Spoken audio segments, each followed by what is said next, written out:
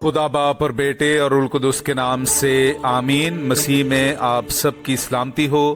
बहार colony coat Lakhpat Lahore से मैं एंड्रू इसाक आपके हुजूर रोज़मर्रा की तलावतें लेकर हाजिर होता हूँ। तो मेरे अजीज़ों, आइए हम भरपूर ईमान के साथ आज की तलावतें सुनते हैं। बादल हजूरी के खैमा पर छा गया और मस्किन खुदावन के जलाल से भर गया। हमारे लिए आज की पहली तलावत खरूज की किताब उसका 40वां बाब 16वीं से 21वीं और फिर 34वीं से 38वीं आयत तक। तब मूसा ने सब कुछ जो खुदा ने उसे फरमाया था वैसा ही किया, और यूं हुआ कि दूसरे साल के पहले महीने की पहली तारीख को मस्किन खड़ा किया गया। मूसा ने उसे खड़ा किया, उसके पाए लगाए और उन पर उसके तख्ते रखे और उसके बींडे लगाए और सतून खड़े किए। तब उसने मस्किन के ऊपर खैमा खींचा और ऊपर उस पर गिलाफ डाला, जैसा कि खुदावंद ने मूसा को फरमाया था।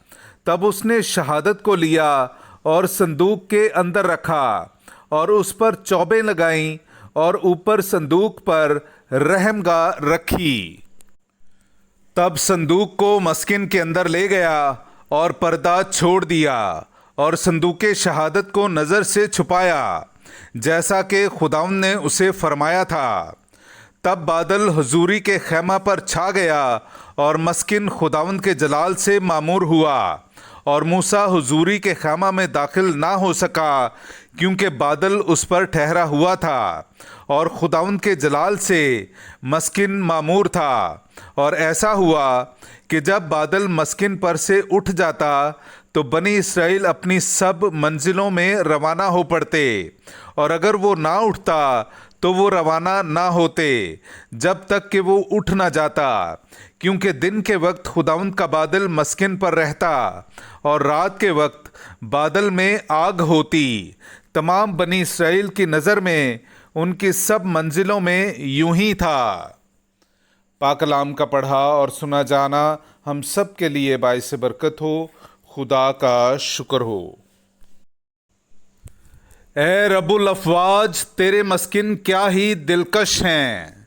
मेरे जीजो, आइए हम आज का जमायती ज़बूर सुनते हैं। ज़बूर नंबर 84, उसकी 3री से 6ठी, 8वीं और फिर 11वीं आयत। मेरी जान खुदावंद की बारगाहों के लिए आरज़ूमंद है, बल्कि गुदाज होती है। मेरा दिल और मेरा जिस्म जिंदा खुदा के लिए इश्तियाक से ललकारते हैं।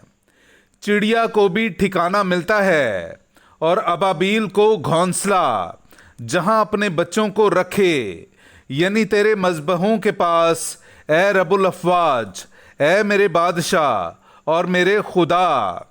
ए खुदाउन, मुबारक हैं वो जो तेरे घर में रहते हैं, वो तो हमेशा तेरी सिताइश करते हैं। मुबारक है वो आदमी जिसकी कुव्वत तुझसे है, जब उसके दिल में ज़ियारत का ख्याल है। वो कुव्वत से कुव्वत तक चलते जाएंगे, वो सहून में खुदाओं के खुदा को देखेंगे। यकीनन तेरी बारगाहों में एक दिन किसी और जगह के 1000 से बेहतर हैं। शरीरों के खैमों में रहने की निस्बत अपने खुदा के घर की दहलीज पर खड़ा होना मुझे ज़्यादा पसंद है। पाक कलाम का पढ़ा और सुना जाना हम सब के लिए बाइस बरकत हो। खुदा का शुक्र हो। नाराए हम्द। ए खुदाउंद, हमारे दिल खोल ताकि तेरे बेटे की बातों को कबूल करें। हालेलुया। मेरे जीजो, आइए हम आज का इंजीली इक़्तबास सुनते हैं। इंजील मुक़द्दस बामुताबिक मुक़द्दस मत्ती, उसका 13वां बाब 47वीं आयत से लेकर 53वीं आयत तक। फिर आसमान की बादशाही उस महाजाल की मानिद है जो झील में डाला जाता और हर तरह की मछलियां समेट लेता है।